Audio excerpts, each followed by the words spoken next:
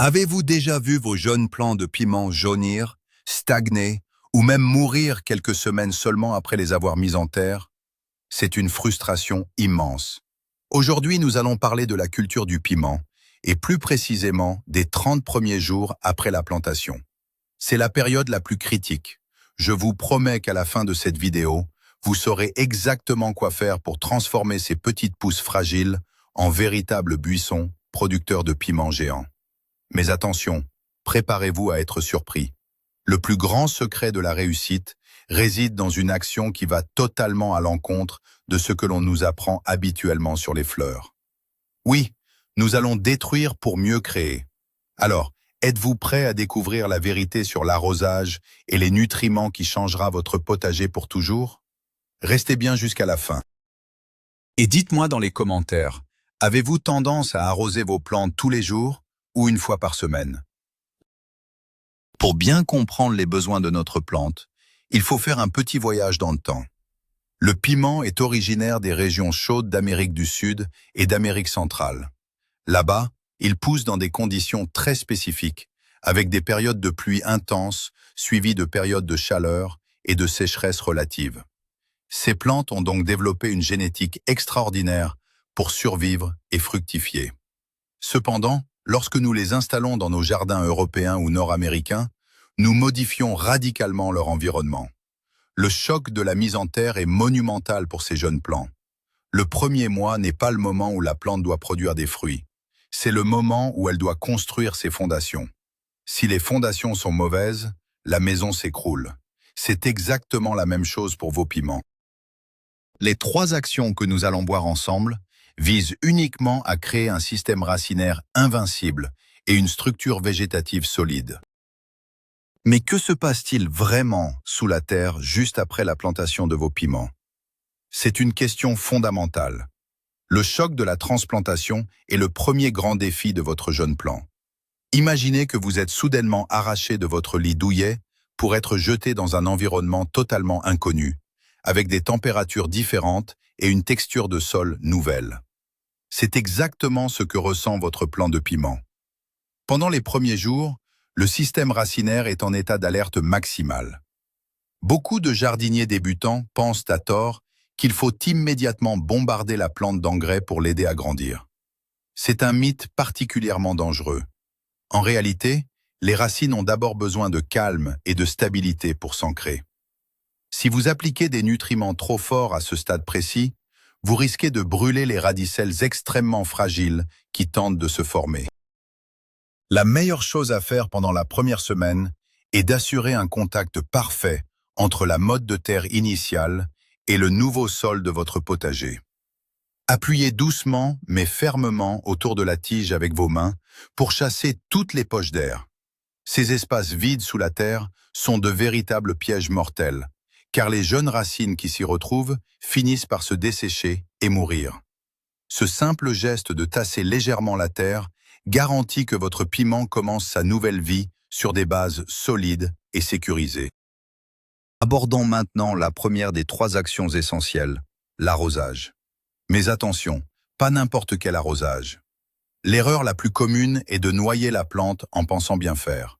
Il est crucial de comprendre que les racines du piment ont besoin de respirer. Elles ont besoin d'oxygène tout autant que d'eau.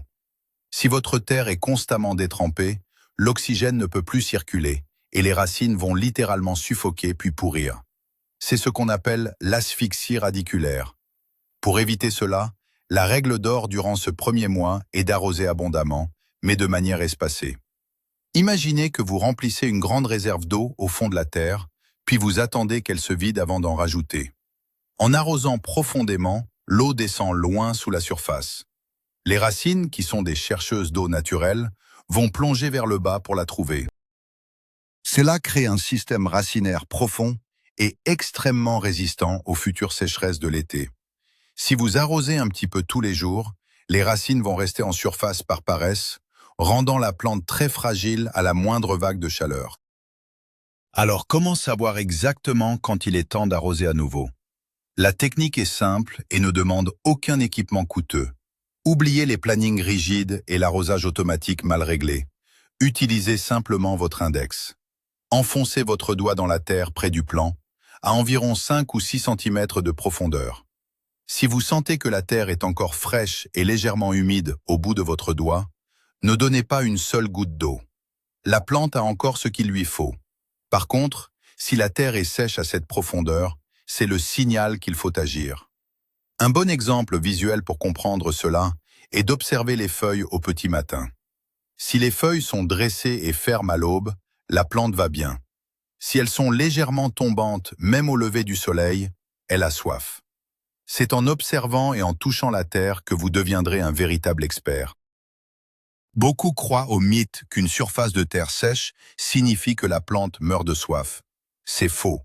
Le soleil sèche très vite les premiers millimètres de terre, mais la vie se passe plus bas. Ne vous fiez jamais uniquement à l'apparence visuelle de la surface du sol.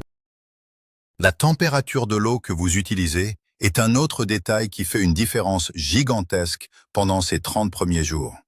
Le piment est une plante qui aime la chaleur. Rappelez-vous ses origines tropicales.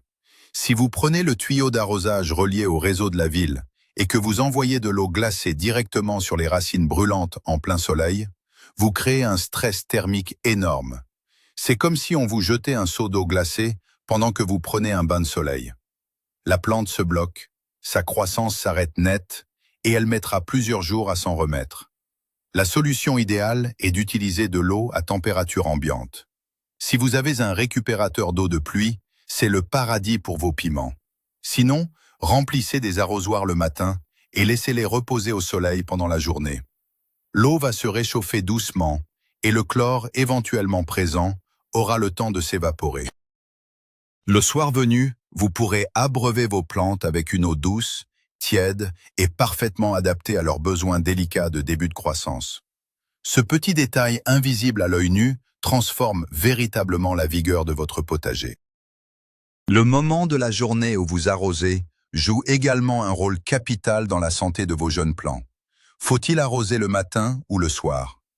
Pendant le premier mois de croissance, le matin tôt est de loin le moment le plus stratégique. Voici pourquoi. Lorsque vous arrosez à l'aube, la plante a toute la journée pour absorber l'eau et s'en servir grâce à l'énergie du soleil.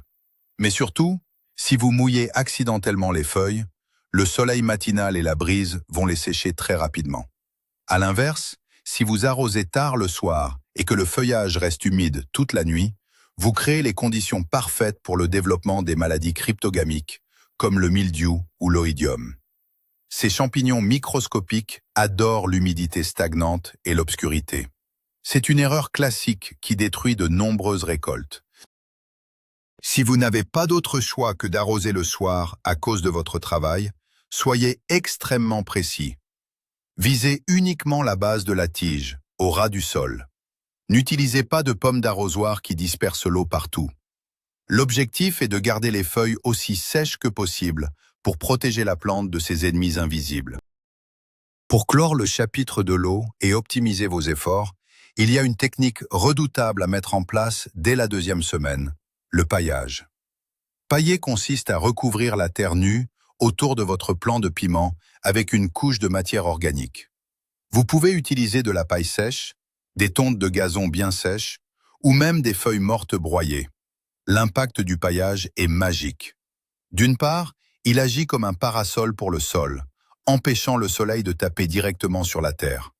Cela réduit l'évaporation de l'eau de façon spectaculaire. Vous arroserez 2 à 3 fois moins souvent. D'autre part, il empêche la croûte de terre de durcir après les pluies, gardant le sol souple et aéré pour les jeunes racines. Un mythe tenace affirme que le paillage attire les limaces qui mangeront les jeunes piments. Bien qu'il offre un abri, si votre paillis est bien sec en surface, les limaces n'aimeront pas s'y aventurer. De plus, le piment n'est pas la proie préférée de ces gastéropodes. Le bénéfice de la rétention d'eau surpasse largement les risques minimes, surtout pendant les chaudes journées qui arrivent. Passons maintenant à la 2e grande étape de ce premier mois crucial, la nutrition et les engrais. C'est ici que la magie de la croissance opère. Une croyance très répandue veut que le terreau de plantation suffise à nourrir la plante pendant toute la saison. C'est une grave erreur. Le terreau s'épuise très vite, surtout face à une plante aussi gourmande que le piment. Après une dizaine de jours en terre, lorsque la plante a surmonté son choc de transplantation et que les nouvelles racines commencent à explorer le sol, elle a désespérément faim. C'est le moment précis où vous devez intervenir avec le premier apport de nutriments. Cependant, il ne faut pas lui donner n'importe quoi. Pendant cette phase végétative précoce, la plante n'essaie pas de faire des fruits. Elle essaie de grandir, de faire des branches épaisses et de grandes feuilles vertes. Ces feuilles seront ses panneaux solaires pour capter l'énergie plus tard. Pour fabriquer du feuillage, la plante a besoin d'un élément principal, l'azote. C'est le moteur de la croissance verte. Si vous utilisez un engrais destiné aux tomates en pleine fructification à ce stade, vous risquez de bloquer sa croissance. L'azote est donc le roi de ce premier mois. Mais comment l'apporter de manière naturelle et efficace? Les engrais liquides organiques sont la meilleure solution, car ils sont assimilables très rapidement par les jeunes racines. Le purin d'ortie est un exemple fantastique. C'est une véritable potion magique concentrée en azote naturel et en oligo-éléments. Mais attention au dosage. Un jeune plant est comme un bébé humain. Vous ne donneriez pas un steak frites à un nourrisson. De la même manière, l'engrais doit être fortement dilué.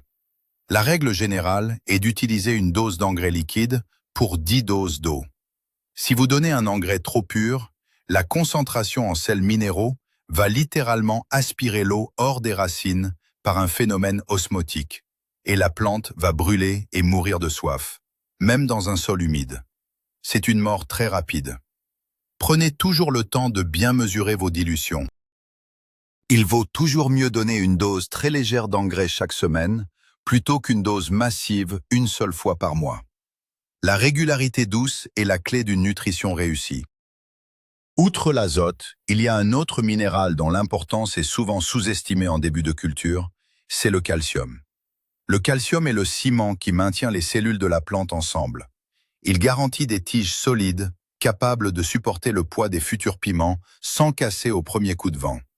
De plus, un bon apport en calcium dès le premier mois prévient une maladie très frustrante appelée la nécrose apicale ou la maladie du cul noir, qui fait pourrir le bout des piments avant même qu'ils ne soient mûrs. Il y a un mythe célèbre qui dit qu'il suffit de jeter des coquilles d'œufs écrasées au pied de la plante pour lui donner du calcium. Malheureusement, c'est faux. Les coquilles d'œufs mettent des années à se décomposer dans le sol avant que le calcium ne soit disponible pour les racines. Pour une action rapide et efficace le premier mois, vous devez utiliser du calcium soluble. Vous pouvez trouver des extraits d'algues calcaires en jardinerie ou préparer une solution en dissolvant de la cendre de bois très finement tamisée dans de l'eau, mais toujours à des doses extrêmement réduites pour ne pas déséquilibrer le sol.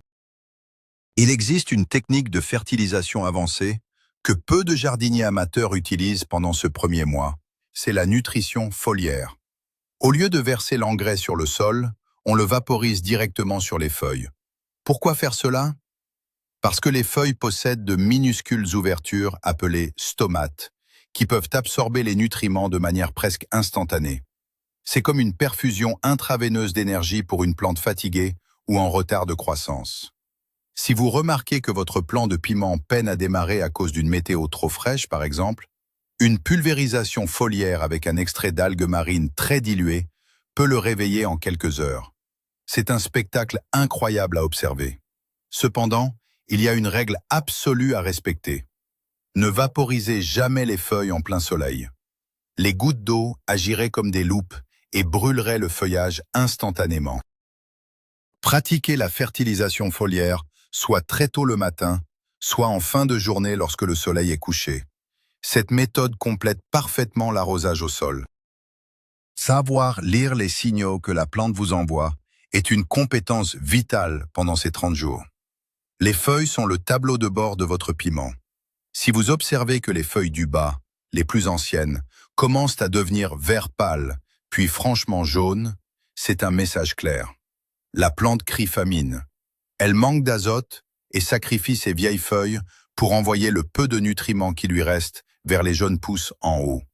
C'est le moment d'intervenir avec votre engrais azoté dilué. En revanche, si ce sont les toutes nouvelles petites feuilles du sommet qui sont jaunes, alors que les nervures restent vertes, le problème est différent. Il s'agit souvent d'une carence en fer ou d'un sol trop calcaire qui bloque l'absorption des nutriments. Ne confondez pas ces signaux avec les effets d'un arrosage excessif, qui rendra la plante entière jaune et molle, comme si elle était triste et affaissée. Prendre 1 minute chaque jour pour regarder attentivement la couleur et la forme des feuilles vous permettra de corriger les erreurs avant qu'elles ne deviennent fatales pour la récolte. Si vous souhaitez rester dans une démarche 100% naturelle et économique, la création d'un thé de compost est l'une des meilleures actions possibles vers la 3e semaine. Le thé de compost n'est pas seulement un engrais, c'est une bombe de vie microbienne pour votre sol. Prenez une bonne poignée de compost bien mûr de votre jardin, mettez-le dans un vieux tissu ou un filet et laissez-le tremper dans un seau d'eau de pluie pendant 24 à 48 heures. Brassez l'eau vigoureusement plusieurs fois par jour pour apporter de l'oxygène, ce qui va multiplier les bonnes bactéries par millions. Le liquide obtenu, d'une belle couleur brune, est un élixir de jouvence.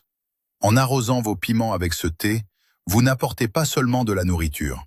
Vous apportez une armée de micro-organismes qui vont s'installer autour des racines pour les protéger des maladies et les aider à digérer les minéraux du sol. C'est une technique douce, sans aucun risque de brûlure, qui renforce l'immunité naturelle de la plante de manière exceptionnelle, juste avant la floraison. Nous arrivons maintenant à la 3e grande action de ce premier mois. C'est l'étape de l'intervention physique sur la plante. La première chose à faire, vers la 3e ou 4e semaine, est d'installer le tuteur. C'est une erreur classique de se dire que l'on attendra que la plante soit grande et chargée de fruits pour lui mettre un bâton. C'est une très mauvaise idée. Si vous enfoncez un tuteur en bois ou en bambou dans la terre 1 mois et demi après la plantation, vous allez transpercer et arracher une grande partie du système racinaire qui s'est développé autour du plant. La plante subira un stress terrible et perdra de l'énergie pour réparer ses racines cassées. L'astuce est de planter le tuteur dès les premières semaines, à environ 4 ou 5 cm de la tige principale. À ce stade, les racines sont encore courtes et vous ne casserez rien.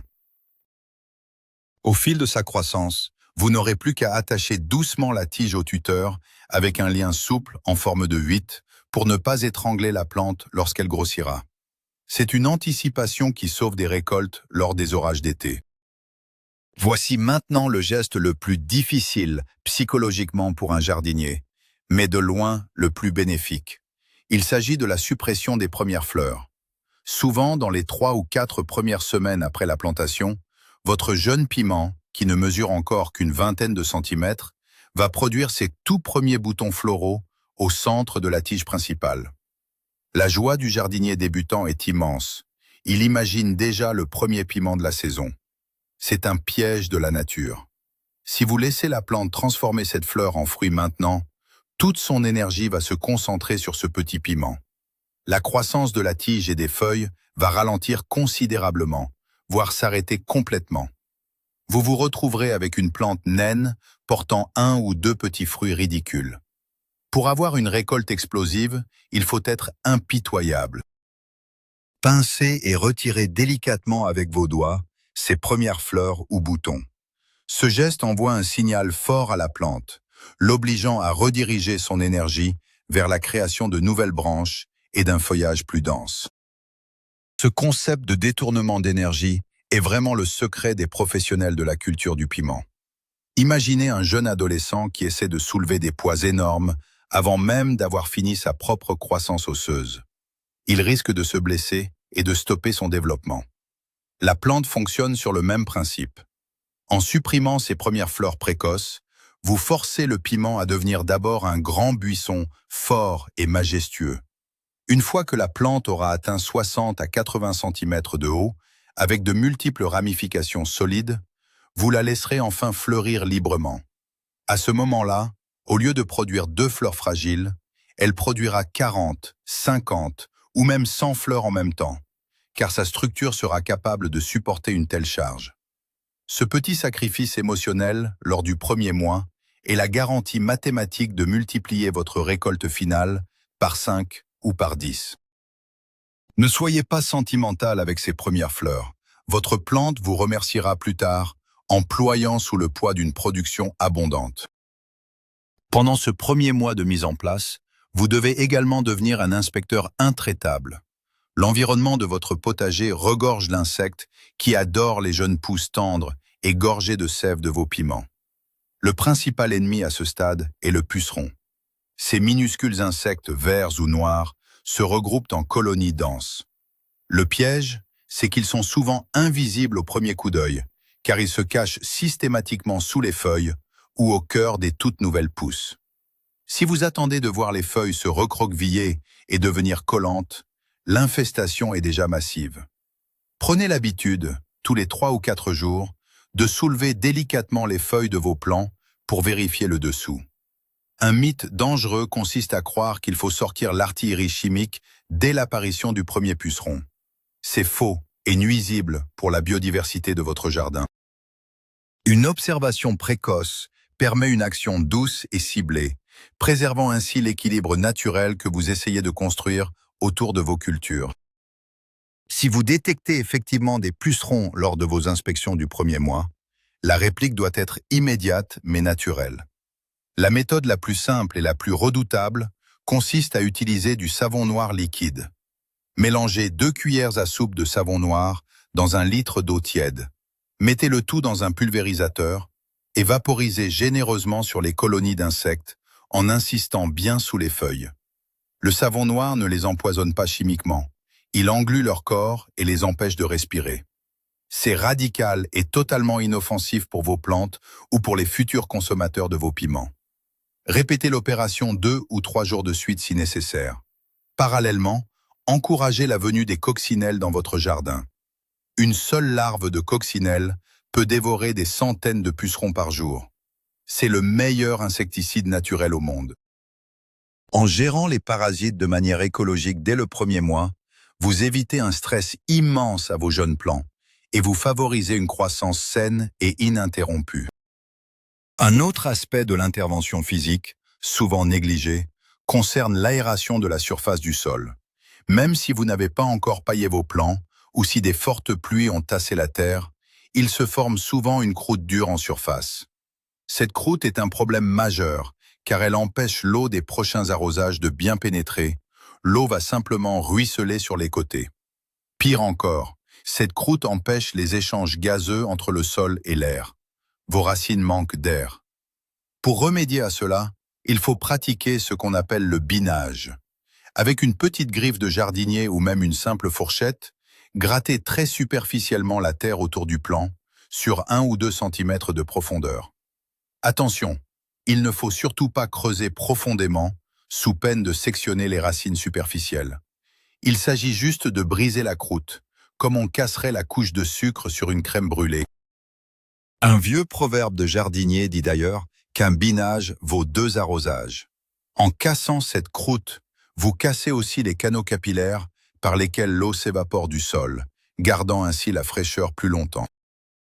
Il est fascinant de voir comment ces 3 actions, l'arrosage maîtrisé, la nutrition stratégique et les interventions physiques, interagissent entre elles.